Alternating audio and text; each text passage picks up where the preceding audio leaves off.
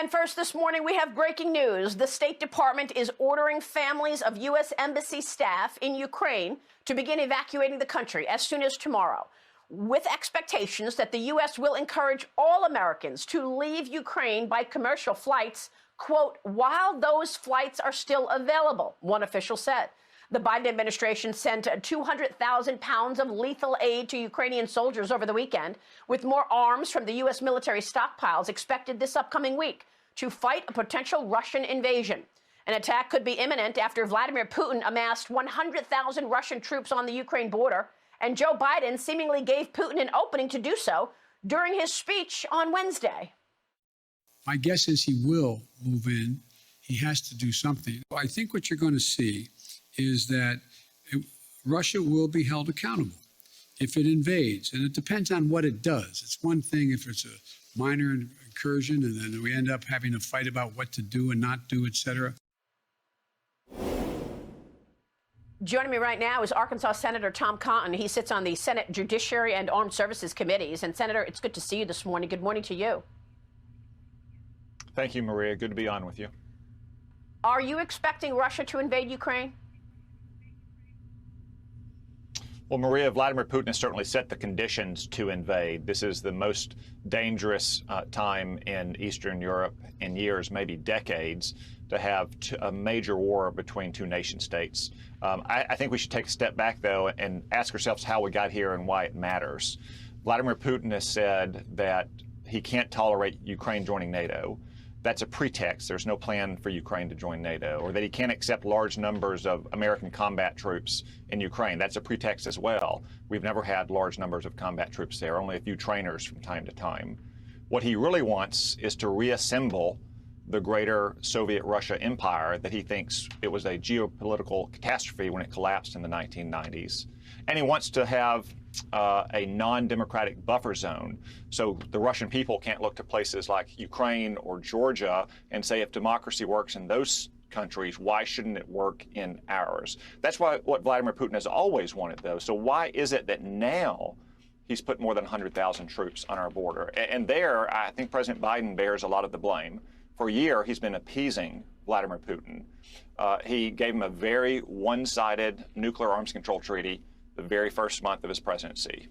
He removed sanctions from the Nord Stream 2 gas pipeline from Russia to Germany, which his own party opposed. He really did nothing about the colonial pipeline hack. And then, of course, in August, Vladimir Putin, like the rest of the world, saw Joe Biden's debacle in Afghanistan. So that's why Vladimir Putin thinks the timing is right here, and why this matters for the American people. It is very dangerous when you allow our adversaries like Russia and China and Iran to try to upend the status quo, and all we do is have strongly worded speeches or some mealy-mouthed sanctions. So if Vladimir Putin can get away with this in Ukraine, what does that say to Xi Jinping about what he can do in Taiwan? Or what he can do to threaten our military positions in the Western Pacific, what he can do to continue to cheat on trade deals, to take jobs and wealth away from this country. That's why the American people care about what happens in Eastern Europe, is because it emboldens and encourages our adversaries everywhere if we simply look the other way when Vladimir Putin might invade Ukraine. Yeah, I want to get to China and the Taiwan potential in a moment, but let me stay on Eastern Europe for a moment, because not sanctioning the Nord Stream 2 pipeline basically gave Europe this dependability on Russia. I mean, Germany now needs that gas from Russia. Will Germany stand in the way of stopping Russia from invading Ukraine? I'm afraid they might, Maria. This week, Germany has not only refused to provide Ukraine with anti-armor and anti-aircraft weapons, they're actually blocking other NATO countries from providing those weapons to Ukraine. This is in part because Germany is now so dependent on Russian gas. Look, Germany made extremely poor policy choices about energy over the last decade, shutting down all of its nuclear power plants, for instance. That made them even more dependent than they already were on Russian gas. Now, with the Nord Stream 2 pipeline going through the Baltic Sea, you're in a situation where Germany has secured its energy supply without taking into account the consequences that'll have on countries not only like Ukraine, but NATO allies like Poland. Russia is now going to be able to turn off the gas to those countries in the winter with no consequences for Germany, that means that the German government will be much less likely to take a firm stance against Russia. This is just another example in the long lines of bad decisions and appeasing decisions that the German government across two different administrations has made towards Russia. Well, what about the bad decisions we've made, frankly? I mean, we've got oil prices now back up to $86, $87 a barrel, gasoline up 60% year over year, and we, too, the United States, is depending on oil from Russia because Joe Biden canceled the XL pipeline and moved the priorities toward electric.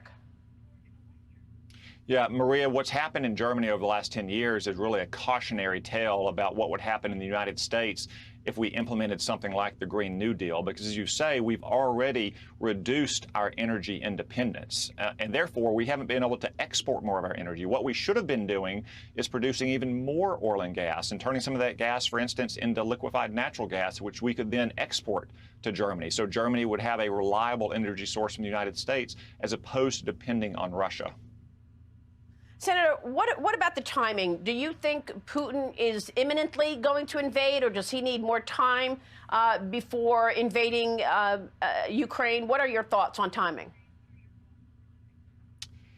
Maria, I think he could invade at any moment. I think probably, according to all the reports I've seen, he's probably maybe 1 to 3 weeks away from being fully prepared, having all the combat enabling troops that he needs, for instance. So say medevac and Kazovac on the border.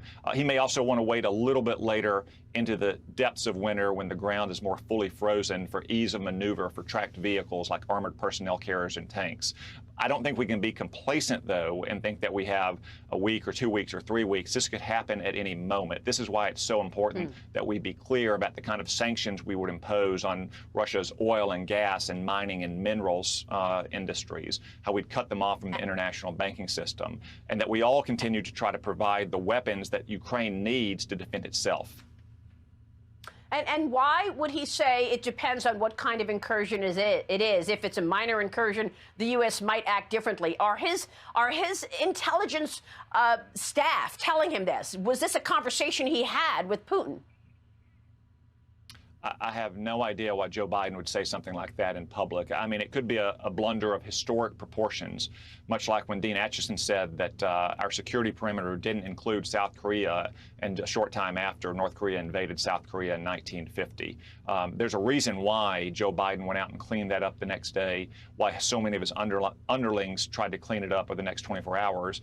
But unfortunately, Vladimir Putin saw what the rest of the world saw. When Joe Biden was speaking off the cuff, spontaneously, he said that a minor incursion might divide NATO and might make a response harder. When Joe Biden was speaking off talking points, or when his press secretary was speaking, it was a different tune. But I think Vladimir Putin knows what Joe Biden really thinks. It's when he's speaking spontaneously. Senator, I want to ask you about China. Let's slip in a short break. Then I want to get into domestic issues. Joe Biden said the upcoming midterm elections will only be free and fair if the Democrat voting bills pass, forcing the White House to walk back those words as well. We'll talk elections, economy, and the broken Biden agenda with Senator Tom Cotton when we come right back. Stay with us. Do you still believe the upcoming election will be fairly conducted and its results will be legitimate? Well, it all depends on whether or not we're able to make the case to the American people that some of this is being set up to try to alter the outcome of the election. I think it easily can be illegitimate.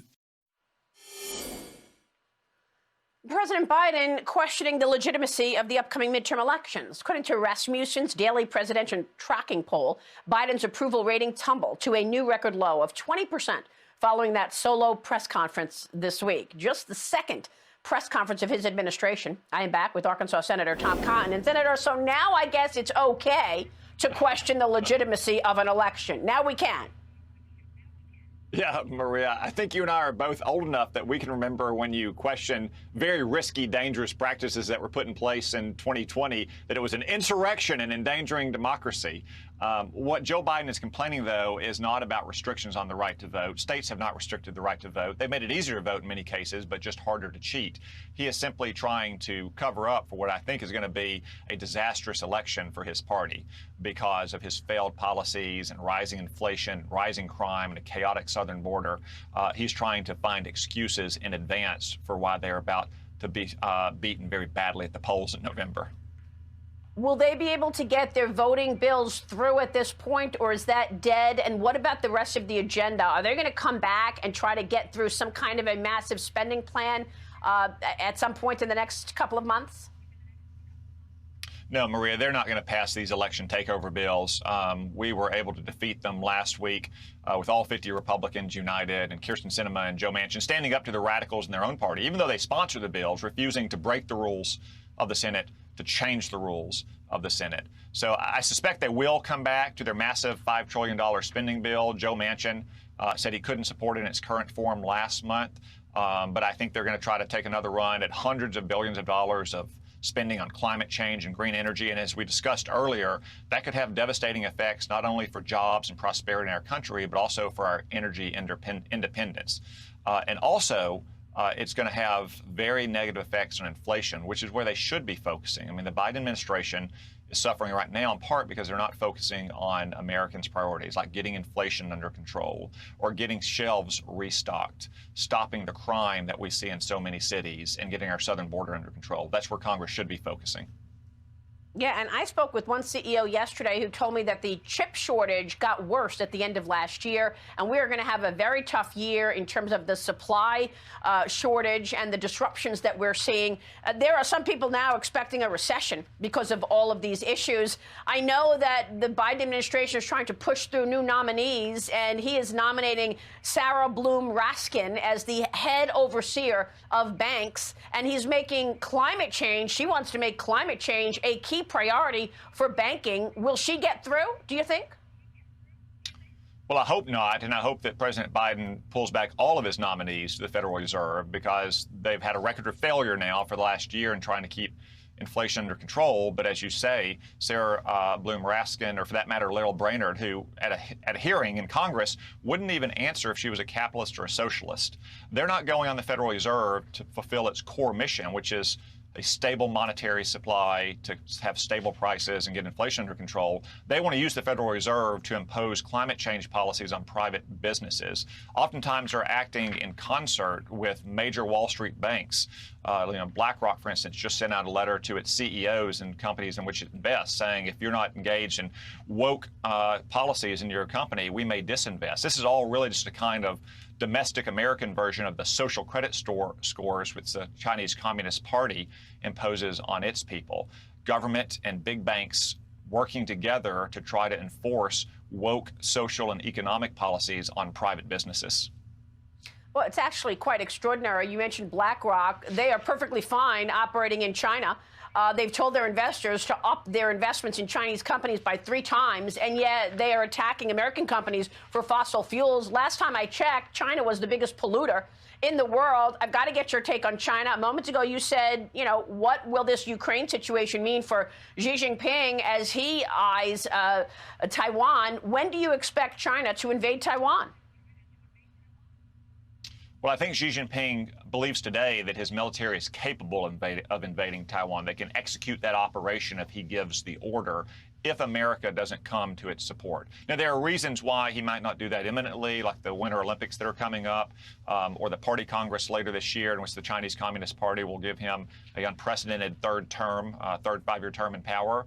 But after that, I think when the geopolitical conditions are right, maybe when the light and weather data is suitable in the Taiwan Strait, especially if Vladimir Putin pulls off an invasion of Ukraine, you could see Xi Jinping go for the jugular in Taiwan. That's why it's so important that we stand by our commitments around the world and that we be especially clear that we will come to Taiwan's support to defend its democracy and its autonomy. And real quick before you go, Senator, you were among the few who wanted a total boycott, not just a diplomatic boycott of the Beijing Olympics. We're about to talk with Ennis Freedom coming up. Do you worry that our athletes are going to be under a pressure in any way? Gordon Chang said that the CCP is going to try to get their DNA. What are our athletes about to face? Yeah, very much so, Maria. Last summer, I asked the Biden administration their plan to protect our athletes and coaches and staff from things like DNA harvesting under the guise of coronavirus testing, for instance, or around-the-clock electronic surveillance, or just outright arbitrary detention and hostage-taking. The Biden administration had no answer for that, so a couple months ago I called for a complete and total boycott. As these Olympics approach, my fears are growing. You know, China is requiring all persons coming into the country for the Olympics to download an app on their phone, which has all kinds of back doors to it. They recently arbitrarily arrested and detained one of their own most famous tennis players. If they'll do that to one of their own tennis players, what do you think they'll do to an American athlete, especially if that American athlete speaks up on behalf of, say, Tibetans or Hong Kongers or Taiwan? I think it's very dangerous to send our athletes and coaches there. These Olympics should be postponed anyway.